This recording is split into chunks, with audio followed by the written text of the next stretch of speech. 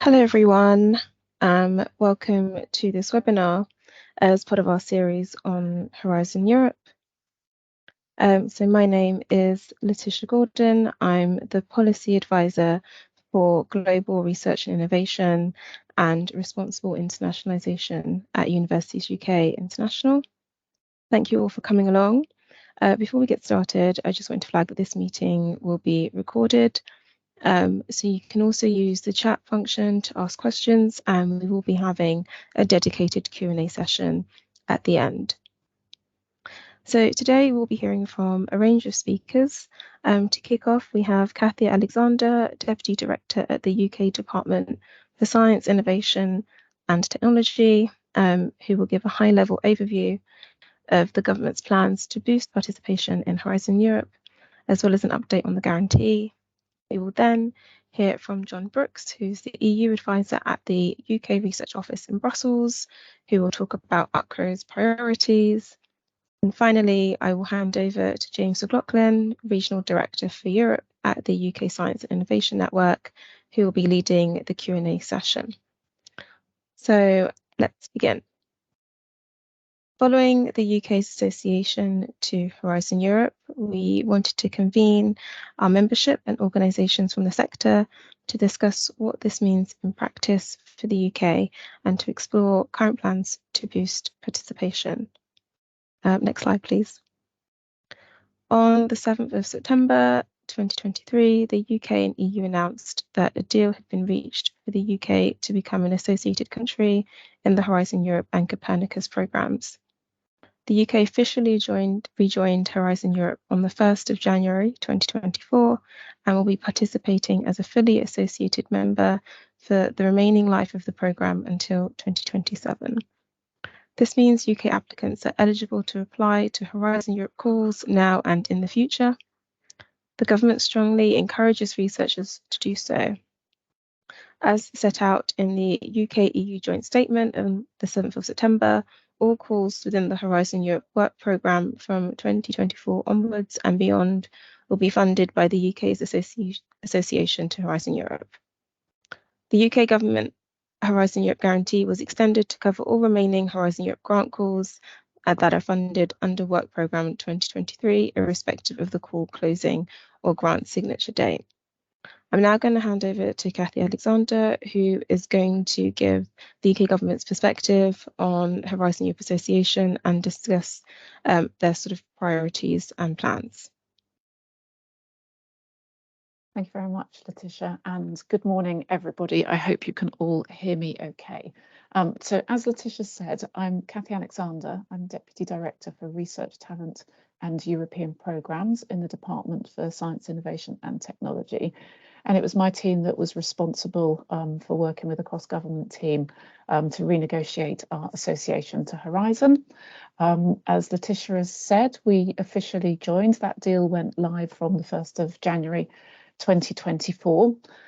So we are now an associate country and we are already well into the process of sort of reintegrating ourselves into the Horizon Europe sort of programme committees and the whole structure that sits around them, and it's my team that are leading for government on that side of things. So what I wanted to do this morning was just cover that, say a little bit about the Horizon Guarantee, although Letitia's already sort of pointed to that, and then just give you some headline messages about what we see as our priority now going forward and how we're going about doing that.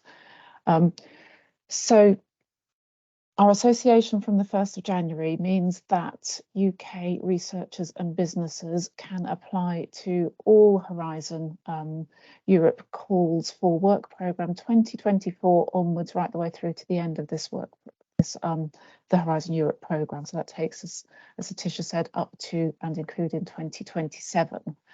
Worth just remembering and re-emphasising that the UK government's Horizon Europe Guarantee Scheme, which I'm sure you'll be familiar with, that was put in place to cover the interim period while our association wasn't finalised, that is still there, it's still up and it's still available, and it continues to run.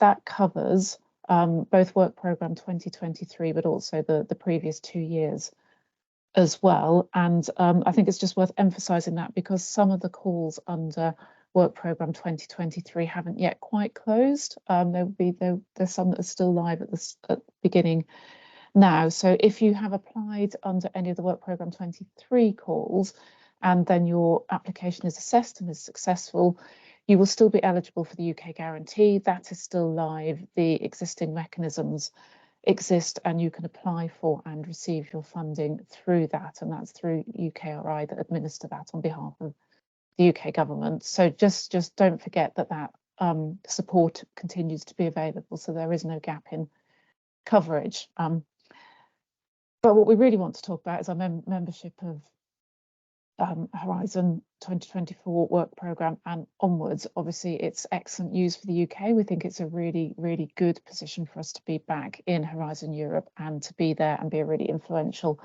partner alongside all of the EU members and other associated countries as well. What we want to do is make sure that the UK collectively can make the most of this fantastic opportunity that is available to us. So we are pushing a piece, a sort of big initiative to boost our participation in Horizon Europe. Historically, UK have been a very, very successful member of Horizon Europe. But unfortunately, with the sort of the interim period, our success rate had fallen off. And so what we want to do is to really make sure that everybody knows about the great opportunities that are there and takes those up now straight as soon as possible, now that we're back into Horizon Europe. So we've got a programme of work that is focused on boosting our participation in Horizon Europe. And I'll just run through the kind of the main things that form part of that at the moment. What we want to do is really increase the volume of applications. Our sort of success rate had continued to be high, but our overall volume of applications had perhaps dropped off. And so what we want to do is boost that amount of sort of high quality investigation applications into the programme. And sorry, I've just spotted Helen's message in the chat. We aren't actually using slides for this part, I'm afraid. It's just me talking. So the fact that you can't see them is what was intended. So you just have to put up with me talking at this point. And any other questions as we go through, do drop them in the chat, and then we can pick those up at the end. So we want to make sure that we get a really good quality of applications and high volume of applications there. So the first thing that we're really focusing on is raising awareness of the opportunities that are available. We're particularly keen to make sure that all UK SMEs who sort of have research activities are aware of the opportunities and engage and look at particularly sort of boosting our participation in the sort of collaborative funding and collaborative opportunities that are available through Pillar 2 and Pillar 3. So that is a bit of a focus of our sort of awareness raising campaign at the moment, because that's an area where we can see there's been a sort of a particular drop off. So how are we going about doing this? Well, firstly, awareness raising. We've launched a major comms campaign which went out just at the beginning of last week, and that's via social media, audio platforms. And that does have a particular focus on reaching SMEs and making sure that they're aware of the kind of the opportunities that are available to them. When we look back historically, UK businesses on average received grant awards of £450,000. So it's really good opportunities there to support those businesses. So the UK part of that campaign is already active and live. You may have seen some of those sort of adverts on social media, and we will soon be pushing a parallel campaign out focused on sort of certain European markets to sort of try and promote that opportunity, and clearly helping people and supporting people to make those collaborative networks across Europe, to sort of form those collaborative projects, is a thing that we're really focused on. We've got a really big moment next week. So we've got a high profile kickoff event, which is being hosted at the Royal Society on Monday of next week, Monday the 12th. And that's jointly held and hosted by our Secretary of State, Michelle Donnellan, and the Research and Innovation Commissioner, Ivanova, who is coming to the UK for the first time, actually, and is attending that event and speaking at that event, but also visiting a number of great research establishments in the UK so that she can see firsthand sort of the excellent work that we do here. And we hope to really sort of build some awareness around that event as well. That's our sort of first UK-based high-profile kickoff event, but we are then following that up with other events that we're hoping to sort of hold across the country in different locations to continue to support and continue to raise awareness. Also important that we make sure that the support mechanisms are in place for people who are looking at putting together their applications and who may be wanting to get some expert advice and expert support. So through British Academy, we're supporting a scheme which is to sort of pump prime the market, and the British Academy scheme.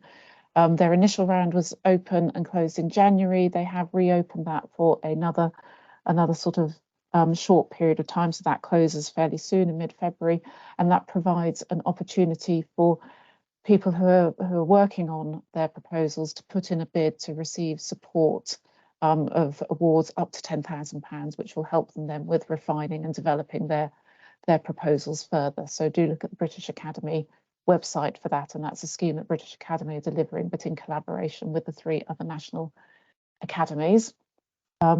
In addition, we're working very closely with Innovate UK, who already have continued to provide support through the National Contact Point Network, but they are sort of strengthening that support network and are providing some refreshed sort of a refresh of their website so that the information that people need and the routes to access the support is readily available. But if you're considering putting in an application, then do look at the KTN website. There is a lot of useful information there already, and you can route through and find the experts in particular sectors who will be able to help you with applications when you're looking at particular calls. You'll be hearing after me from John from UK Research Office based in Brussels, who'll be able to talk about the support and things that are available through them. And then, of course, we're working through organisations like Universities UK to talk at events like this and to help promote that message and make sure that that support is available. So thank you for that. We'll come to questions at the end. I'll pause at that point and pass over to Jonathan now, who's going to talk about UKRO's office, and then we'll come back and pick up questions. Thanks. That's great. Thanks very much, Kathy, and I hope you can all see and hear me okay as well. So yeah, as Kathy says, and as I've already been introduced, but to reintroduce myself, my name is John Brooks. I'm what's known as an EU advisor, and I work for the UK Research Office. What I'm going to do just initially is say a little bit about our office and what we do, because in the context of this presentation, we were asked to describe what UKRO was doing in terms of increasing participation in Horizon Europe. Well, increasing participation in the framework programs is really the raison d'etre of our office. So our office was set up about 40 years ago when the first framework program was set up. We're physically based in Brussels, and our office was set up. We're part of UKi-SIN International. We're one of their overseas offices, but we were set up specifically to advise universities in the main and the research councils of which we are a part. As part of the UKi family, we were set up specifically to increase awareness and engagement in the framework programs. So it's an interesting question to be asked, what do we, or what will we be doing to increase participation in Horizon Europe? Because absolutely everything we do is around increasing participation in Horizon Europe. But I want to take a step back and explain for the benefit of everyone on the call who isn't part of our UKRO family, what we do. So UKRO, as I mentioned, is one of the overseas offices of UKRI. So UKRI has 4 overseas offices. We're the Brussels-based office, the European office of UKRI International, with what is now an exclusive focus on providing support to universities and what we call our subscribers for support in applying and the lifetime of projects under the framework programs. We have a subscription-based model, and most people on this call, I notice, are what we call our subscribing institutes, and that will be relevant for what I say in a few moments about the services we provide. But as well as those, what are about 140 organisations that pay for our services, we're also part of the NCP network that Kathy mentioned. So in terms of what we do, just a few things to say, both in terms of what we do and how that leads into the next sort of few months and few years for engagement for Horizon Europe. The subscription model, to take that first for our subscribing organisations, we obviously increase awareness, we promote the cause for Horizon Europe.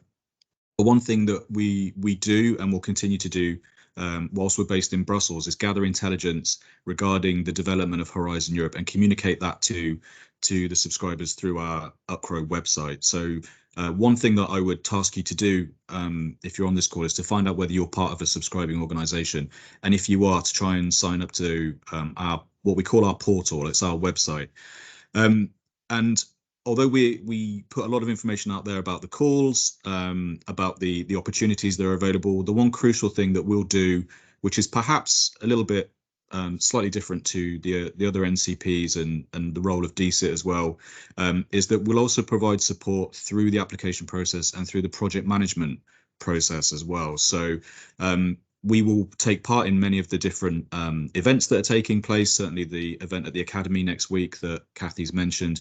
But the one thing that we'll add, if you like, to rather than just awareness raising, is actually helping universities, applicants through the process of applying, and also into post-award as well. So we see that as a crucial part of engaging or continuing to engage in Horizon Europe, because we're there to build capacity, understanding and expertise within institutions for them to be able to take that forward to apply for further opportunities thereafter. One thing we do in that context is we deliver a number of webinars, support webinars and fact sheets. They're all available on our website. And we've recently run a series, for example, of legal, financial basics, some fundamental information about the way you apply the different budget cost categories, all those kinds of things. So we see these resources that we develop regularly as a crucial part of increasing engagement. So it's not just about awareness raising for us, it's about supporting throughout the whole project life cycle. So yeah, find out if you're one of the subscribing organizations, and then you can register your details and access that information. I know this is familiar territory for a lot of you on the call. You're already familiar with UUKi, you already know what we do, but we're also always open to suggestions. So when it comes to increasing participation in particular, we're really keen to get feedback on whether or not what we do is actually working for you guys, whether you'd like a particular topic covered, whether there's a bit more of an in-depth deep dive required, whatever it happens to be. So rather than us telling you how we can help you and increase your participation, maybe you can feedback to us, and we're always happy to take on board those ideas. So that's our office. We are part of the network of the national contact points. So we are part of the UKi family, which includes Innovate UK. Innovate UK obviously hosts most of the NCPs for the different parts of Horizon Europe, but we're the NCP for 4 different areas of Horizon Europe. So the European Research Council, the Marie Skłodowska-Curie actions, the cost programme, and the widening dimension. So that 4th dimension, the transversal element, as we call it, of Horizon Europe. So that means 2 things. Firstly is that we'll offer advice, services, information, and we're a contact point for anyone based in the UK. So for those of you who may have felt a little bit excluded by my earlier comments about subscribers, you would contact us if you are interested in the calls in those 4 areas. And we have a lot of those resources again online, and we communicate that. So that's a key part of what we would do to increase participation specifically in those areas. We're also well connected with our counterparts in other areas, so we share intelligence. We will join the information sessions and the days and the NCP events that they host as well. So that's our role in generally joining the family to promote all the opportunities available. And finally, the last thing I wanted to mention in terms of what we do specifically is because we're physically based in Brussels, like I say, we gather intelligence, we try and get early early warning, if you like, of some of the changes to Horizon Europe and communicate them as quickly as possible. But we're also plugged into the kind of formal programming process. You will know, I'm sure most of you will, that the way the Horizon calls are developed, there's a governance process that sits behind that, where all the member states come together and they discuss what the next calls, topics, opportunities should be. We're plugged into that at the strategic level, so we're engaged in conversations with our DSIT counterparts, for example, around the development of the next framework program. Again, if we're able to share information, we'll do that through our portal. But generally speaking, we're on the ground, we're here, we go to the sessions, the meetings, and we're part of that formal, what's known as comitology process as well. So that's just a bit about us, what we're doing. You'll probably see quite a lot of colleagues of mine at the various events that are taking place. We've had quite a few in the last sort of 6 weeks, understandably, as we're now formally associated, and you will see us participate in many more going forward. If you do also want us to participate in an event, please let us know. But we're very much in that environment. But the short answer is, in terms of what we're doing to increase engagement, it's what we've always done, and we will continue to do that. So that's it from me, and I'm going to hand back because I think we're now opening for questions as well.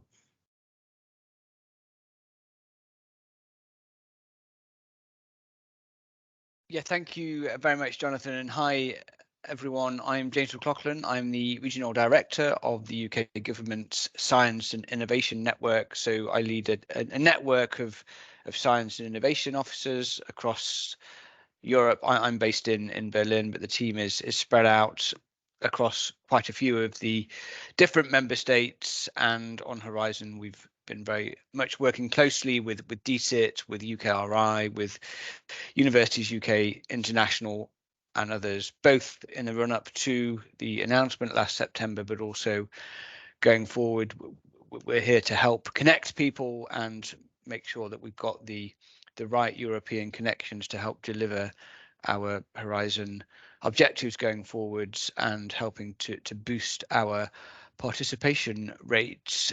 So we've obviously heard from both Kathy and Jonathan on sort of what's been agreed and a little bit about plans going forward. We wanted to give you the opportunity to ask questions. I can see a couple in the chat already, but do continue to sort of put those in if you have any. So let's turn to the questions that have come in so far.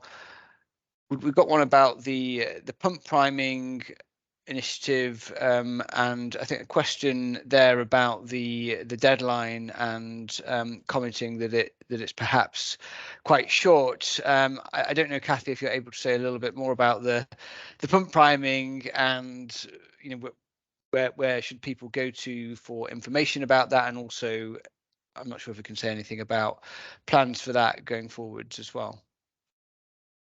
Yeah, thank you, James, and thanks for the comment as well.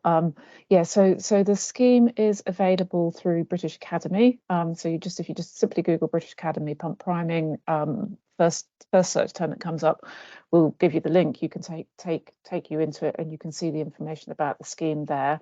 I do appreciate the deadlines have been quite short on this particular iteration. That's because we wanted to really give a boost to the system, and we wanted to get some support out there, and we want to do this in quite a fast-paced way. I mean, obviously the way that Horizon works is calls can be open for quite a long period of time.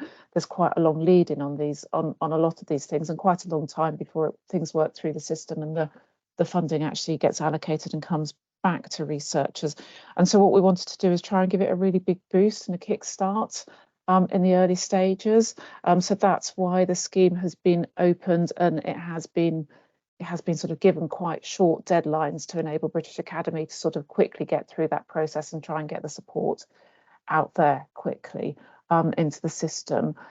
I'm not able to say anything about whether there'll be any extensions beyond the current scheme that's open at the moment. We don't have any decisions on that or not as yet. We know that it's something that's really, really popular.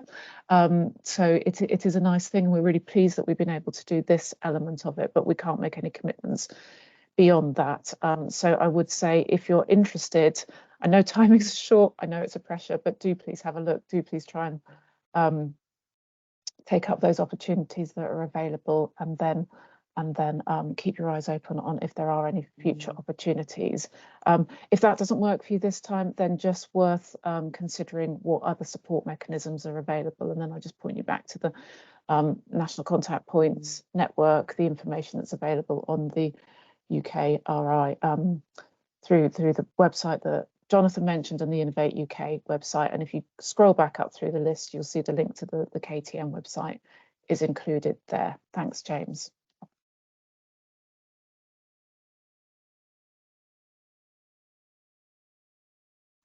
Sorry, hope you can hear me. Thank you, Kathy. We've had a second question, which I think might also be for you, Kathy. I think it's a reference to the high-profile launch event that you mentioned is taking place in London next week. I don't know if you're able to say a little bit more about that. A specific question about the European Commissioner, and do we know which universities they might be visiting? I imagine, I know that there are a number of universities who will be represented at the event, so it will of course allow for a lot of different engagement opportunities to take place. But Kathy, did you want to come in on that and just say a little bit more about that event? Yeah, of course, of course. So the event itself has taken place at the Royal Society in the afternoon of Monday, from I think it's 2 till 6. So that's the main event for now. The Commissioner is coming over. She's visiting a facility in London in the morning. She'll be present at that event, hosted by our Secretary of State. And then we have, so they'll both be speaking, and we have a couple of panel discussions, which are focused, one very much on the sort of the Pillar 1 type sort of opportunities, another one very much focused on businesses and what businesses have been able to get out of the scheme to really promote those opportunities going forward. The Commissioner is then visiting Edinburgh the following day to see some of the facilities there, and in parallel, Senior Ratso, who's one of her sort of support people, is visiting University of Manchester, I believe is where she's off to on the following day. So they're trying to get out and about and see what they can around the country, and we're really pleased that we're able to host them for sort of 2 full days in the UK. Thank you, James.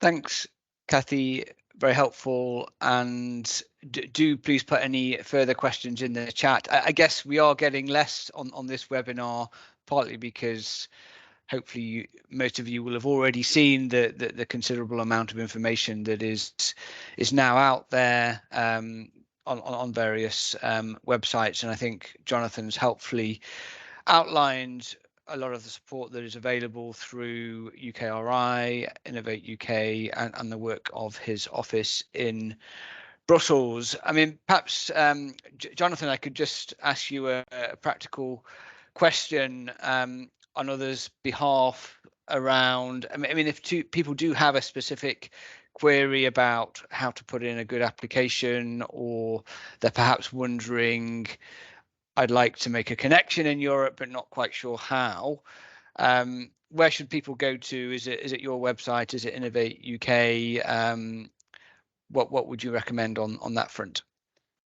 Yeah, well, 2 things. So we always advise just talking to your local support team first. So if that question is coming from an academic or a research lead, we know that there's ecosystems within universities, what we call our European liaison officers, of which there are many on the call today. So we always encourage people to start as locally as possible. Make sure that your institution is aware of the connections or what you want to do. Yeah, by all means, reach out to us, because if you're a subscribing organisation, you will have a dedicated support within our office. So you'll have an individual like me, an advisor, who will, part of our role to a certain extent is that Sherpa role, if I can put it that way, about leading people through and finding the right direction, finding the right connections. We're also, as I mentioned before, physically based here, and we have really good connections with Commission. So by all means, reach out to us. You can find out who your advisor is by registering and going on our UKRO website, and we can share the details of that if it hasn't already been posted. The other thing to say as well is, and there's quite a few questions about information days, partnership building events. That's mostly the focus of our, well, counterparts, our other NCP colleagues within Innovate UK, and you can find all that information on various different websites. You can find it on the UKRI website, but there is these things are generated quite frequently. There's also an organisation connected to Innovate UK called KTN, and that organisation runs specifically brokerage events, bringing industrial partners together as well. So if you're looking for a more immediate kind of partnership search facility, those information days run by those NCPs are the best way to do it, as are, and this is just my final point, the higher level European level information days, which the Commission hold. So the Commission themselves, for each particular cluster or area of Horizon Europe, you're probably already aware, they have information days regularly. What you can do is you can join those, and they have brokerage events if you want to find partnerships that way as well. But if you're just looking for a particular connection or you want a bit more guidance, then yeah, speak to your local support staff and then reach out to us directly. That's what we're here for. Thank you very much. Great. I think we've had a few more questions. There's one asking about declining participation rates. As Kathy said, obviously our participation has dropped, but very much focused now on getting it back up. I don't know, Kathy, if you'd like to come in on this. I think the staffer is asking about are the sort of post-1992 universities disproportionately affected? I don't know if you're able to say a little bit about the areas in which we feel we particularly need to sort of focus on in terms of boosting the actual participation. Thanks. Yeah, thank you. A good question. And there's quite a lot of complexity in the data and the evidence we have about how our performance has sort of gone over the last few years. As I said at the start, our actual success rate has kept fairly strong. But what we have noticed is it's the volume of applications that has decreased. And I think it's fair to say that those types of establishments that had always performed really, really strongly have often kept up that really high rate of success, whereas others, perhaps there has been more of a drop-off and a decline in the volume of the applications. Whether that tracks exactly to sort of the grouping that you're talking about in your question, Mustafa, I don't have that data with me to actually be able to sort of say on that. But what we do know is that in some universities, particularly, the kind of the internal support that's available within the university has perhaps decreased. So research managers are not there in the same way. People have moved on, perhaps posts have not been backfilled because of the uncertainty, or just there's been that sort of loss of organisational knowledge and support. So one of the things that we are thinking about as we go through this is partly we just want to really get the message out there. We're pretty confident that those who have continued to really engage throughout will continue to engage and will step up. But what we're trying to do is make sure the message gets out and the support is out there and it's available to those who have been less engaged over the last few years, and that's why the pump priming scheme is particularly encouraging applications from people who haven't previously received a Horizon grant. It's particularly sort of looking to provide that support, and why we're having this particular focus through our media campaign on raising awareness in the SME and the business sector. So I hope that gives you a little bit of insight. As we go through and as we go forward, we'll be continuing to track and monitor how our performance is doing. As I've already said, there's quite a sort of a long timeline on some of this, so we're not in a position to be able to instantly say, and believe you, I'm being asked, how are we doing?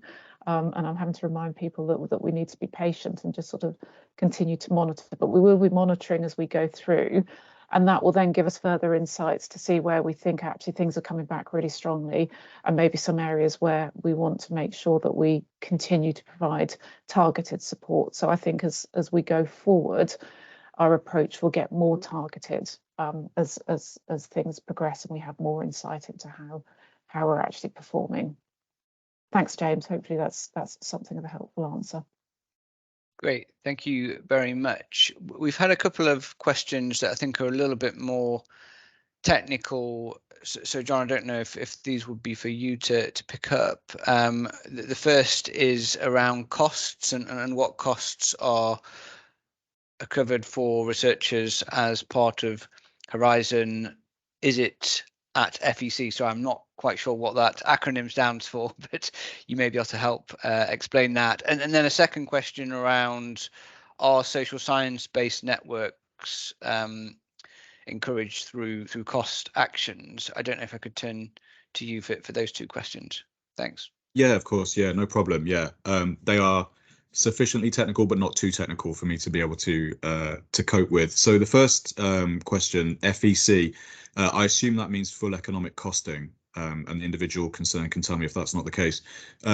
Without going into detail, because that is a technical question for this forum, the way Horizon Europe works for research organizations is you get 100% of what's known as your direct costs funded. So in theory and in principle, the commission covers exactly what you spend. In reality, we know that because of the models that they use, that might not be absolutely full economic costing for the university involved, and that there is always a small cost to the university.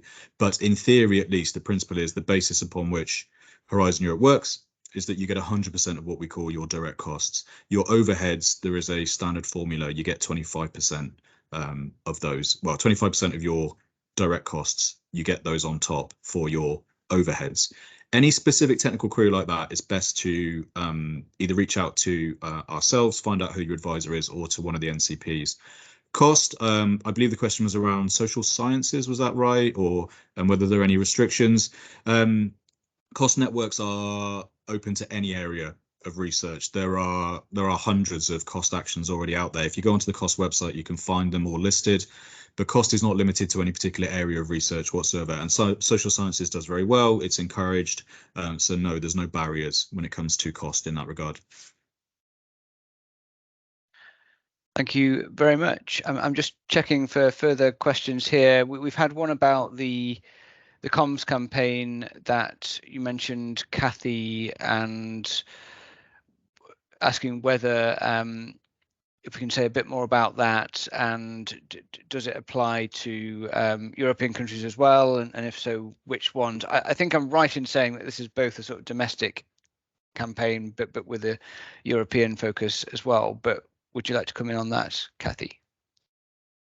Yeah, thanks, James. And that gives me a chance to pick up Mustafa's follow-up as well to my last comment, which is helpful. So just on the comms campaign, it's already been launched in the UK.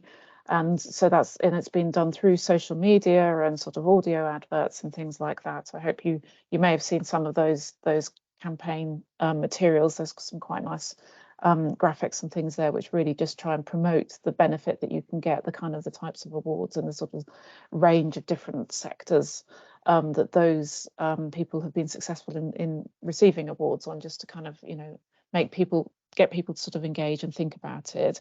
The second stage of that will be launched sort of into European countries.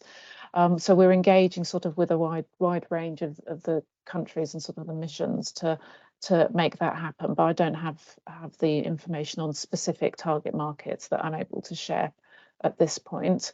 And just if people will bear with me, just Mustafa, you asked a follow-up about the data gathering and whether we'll be looking at factors like access, participation, levelling up type issues. What we will be aiming to do is to look and analyse that data against a whole range of different factors so that we can really understand where that success is coming from. If there are areas where we think we're not doing as well as we might have expected, let's try and understand what the rationale for that is. We're also, as I'm sure you'd expect, we're very much engaged with others across other EU member states, but also other associated countries who have active campaigns in terms of how they support their sectors. So we're talking to them, we're learning from them, and we'll look to sort of embed and do more of that as we go forward. So it's relatively early days in us being able to sort of look at that data, but there's aims there to have a really good insight as we go forward. Thanks, James. Thanks, Cassie. And I think linked to that, actually, we've had a good question around how we'll monitor performance and sort of what indicators we might look to use. And yeah, I don't know if you're able to say a little bit more about how we might be able to kind of monitor our success rates in Horizon going forwards. Yeah, actually, I've just scanned the question. Really, really good question. Yeah, you really understand the complexity, and the points that you're making there are points that we are making to our colleagues and seniors and others who are very interested in wanting to know really, really quickly how the UK is doing. So in terms of formal data, yes, it will take time to come through because calls don't close for a while, and then there is quite a long period of time through when applications are assessed before awards are announced. We have got access to the EU's eCorder system, so we can pull data and analyse from that. And what we are doing in the interim is looking at other ways that we can get insights into how we are doing, but we're also having to explain that it does take some time for that data to come through. We obviously have our understanding of what's been happening through the guarantee, and we'll continue to monitor what happens through the guarantee, which gives us some insights, but it's not an exact parallel that we will follow going through that. I just think, let me just have a quick scan back over your question. Your point about whether early indicators are used to monitor performance, it's very much understood and recognised that actually, even though there will be some measures that come through in the early stages, that we need to monitor this over our time period within the programme and see how it goes. But we're very much hoping that we do have something of a quite quick bounce back at the start, but that might not be the case, and there'll be a number of factors that will play into that. So I hope that helps. Thank you. Thanks, James. Thanks, Kathy. We've had a question from Hilary about support available for universities wanting to put in applications and commenting that support available within the university is low due to uncertainty and financial implications. So a question about support that might be available to help universities sort of increase quality and quantity of applications. I don't know, Kathy or John, which one of you would be best placed to sort of pick that one up? I'm happy to go first. Great, maybe, thank you. I can always jump on. Yeah, no worries. Yeah, it's a good question. I've got a couple of things to say. So one is, I won't repeat, the services that we offer. The thing to say is, so services or support can be across a spectrum. So we see ourselves as signposting and providing technical support. When I say we, I mean sort of my office. More broadly, the NCPs may or may not look at proposals. We don't is the honest answer. But the second more general point is around increasing sort of university support and the amount of applications going in. One observation I would offer is that when it comes to increasing participation, whilst organizations like ourselves, we do what we can, we're not in the environment at the moment is not the same as it was 5-6 years ago. And in the meantime, since we had in the period of uncertainty, some universities have either withdrawn or refocused their capacity internally. And there is a piece of work and an action, I think, around within a university to try and bring that attention back and bring that capacity back. So unfortunately, we can't step in all cases. We can't put together bids for people. We can't really review the science. We have a particular role, but there is a point here about performance measures, and if we are using them, we need to be wary of the fact that in the last few years, universities have perhaps refocused and maybe not put capacity into that space, and would need to do that again to up the numbers, and so there's a bit of an internal piece there as well. But we're on hand for the technical support, for awareness raising. But when it comes to actually reviewing proposals, that's always a tricky ask. Some NCPs in some countries do it. We don't, but that doesn't mean that there's not a wealth of other sort of information support out there. So yeah, although we can't go in and tell your university that they need to up the amount of applications, what we can do is be on hand once they have made that decision, and that's the best way I can characterize it. Thank you very much, John.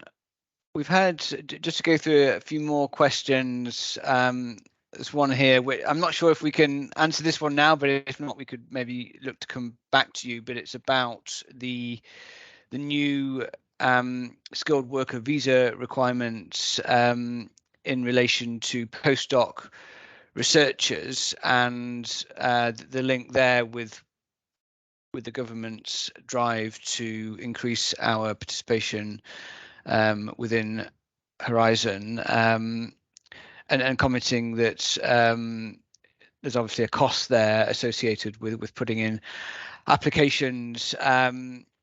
Kathy, anything you're able to say on that? Yeah, I can pick it up. I mean, I think first of all, it's worth saying that there are a number of different visa routes that are available and open for people who are coming to do research in this country. So the skilled worker visa route is one, but there is also the global talent visa route, which is one that was introduced a few years ago. That is actually a really useful route that people can use, and if you're in receipt of a Horizon grant, then you're eligible to put an application into the global talent visa route as well. So do have a look at that. The costs that are associated with visas have been set by the government to reflect the cost of providing those services. So there's a decision that's been made, and there have been some increases, as we know, over the recent sort of months, and some that are sort of working their way through and will be coming into effect. And they reflect the fact that some of those sort of costs had not been changed for a number of years previously, and that's why there had been some increases that have been implemented. The costs are things that you can include within your application. I understand from the question, Misha, that you're making the point that actually if you're including those costs, then that might make you seem relatively expensive, but they are a part of our sort of immigration system, and they are therefore valid, but they can be addressed as part of your overall application. So there is that route there. Thank you, James. Great, thanks for picking that question up, Kathy. We've had a question from Helen here, which I can maybe help answer, around European engagement and what we're doing across Europe to obviously highlight the fact that we're back in and encouraging institutional and researcher connections. So this is a big priority for the Science and Innovation Network. We've of course been highlighting the fact that we're back in as part of our engagement with research ministries and different institutions across Europe. So that's an ongoing focus of our work, and making sure that as part of our key bilateral interactions, we're really identifying opportunities for key research institutions to come together. And we're also working with Universities UK, Innovate UK, and others to sort of help them with their sort of European engagement campaigns. So that will also be an ongoing focus of our work. Great. It's been a really useful session. Thank you. I'm just checking if we've had any final questions. I don't know, Kathy, John, if there's anything else that you wanted to pick up on. I mean, just an opportunity to reiterate, say thank you to everybody for coming along and attending. Hopefully you found it useful. Hopefully the main thing you can take away is an understanding of where the contacts are to get more support and advice if you do need that. So if you go right back up to the top of the chat, you'll see the link to the KTN website, which is where there's a really good first port of call to get all advice and support and information that's available. there. So do please access that, but do also reach out and use your sort of wider network of contacts and your contacts through Universities UK. Alex, thank you very much. He's just popped it back there at the bottom of the chat again, so you can see that. And please do think really hard and do make the most of the opportunities that are available to us through the Horizon scheme. So I think that was all I want to say, James. Thanks. I just want to say one really quick thing I picked up from one of the questions in the chat is that if we will repeat this session or have similar sessions for European colleagues. I just wanted to let everyone know that part of our role here based in Europe is that we're part of a network. It's called the IGLU network, informal group of liaison officers. We talk to our equivalents in the different member states.